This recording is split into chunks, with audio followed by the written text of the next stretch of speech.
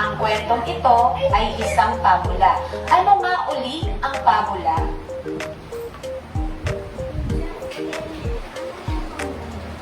Princess, ano ang pabula? Okay, very good. Ito ay mga kwento na kung saan binibigyan nila ng buhay ang mga hayop. Magaling, Princess. Ang ating kwento ngayong araw ay si Langgam at si Tipaklong. Ito ay muling isinalaysay ni Virgilio S. Almario at iginuhit ni Renato Gamos.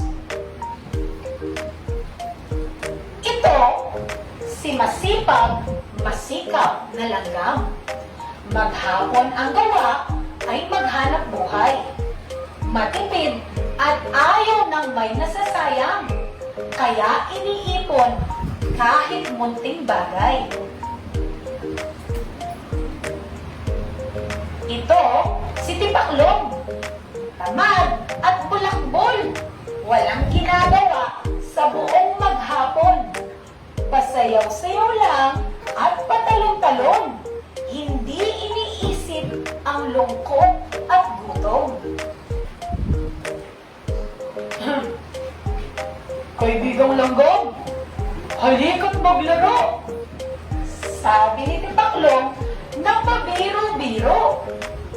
Kung puro trabaho, para kang bilanggo. Di mo nasusunod ang gusto ng puso.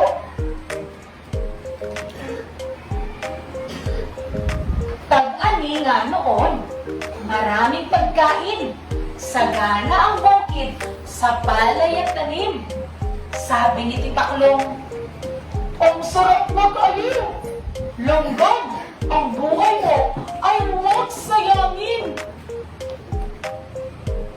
Ngunit, nagpatuloy sa kanyang paggawa. Si Langgam na kahit isang bisyo'y wala. Mainam na ito ang kanyang wika. Kaysa magsisi pag ikaw ay tumanda. Kaya araw-araw, si Langgam patuloy sa pagtatrabaho at pag-iipon.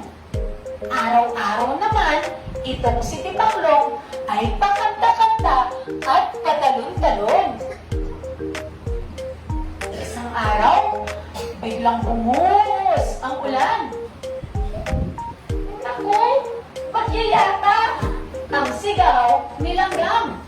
Noon lang tumigil na maghanap buhay. Saka dali-daling umuwi ng bahay. Si Tipaklong naman ngayon ay nalito. Nahinto sa kanyang kanta at paglukso. Nagpayong ng dahon at saka tumakbo.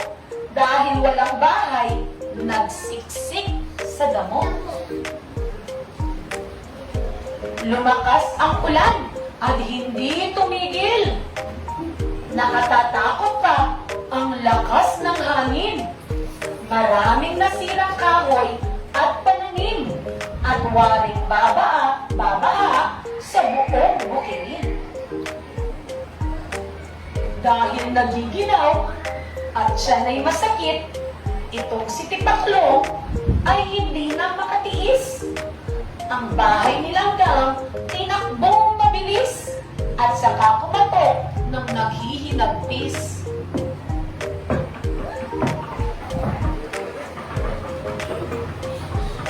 Narinig ni Langgam ang tawag sa labas, kaya ang pintuan ay binuksan agad. Pasok si Tipaklong, na hirap at mahahalatang mataas ang lagnat. Naawa si Langgam sa kanyang nakita.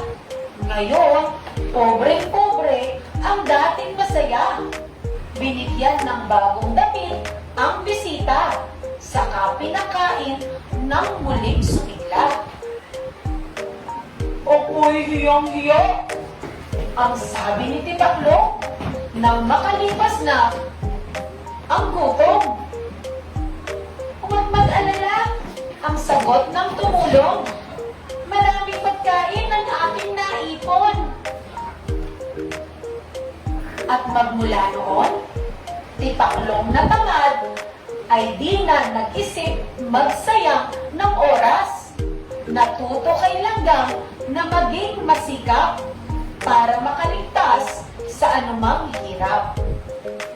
At siya na nagtatapos ang ating kwentong pinamagatang, Langgam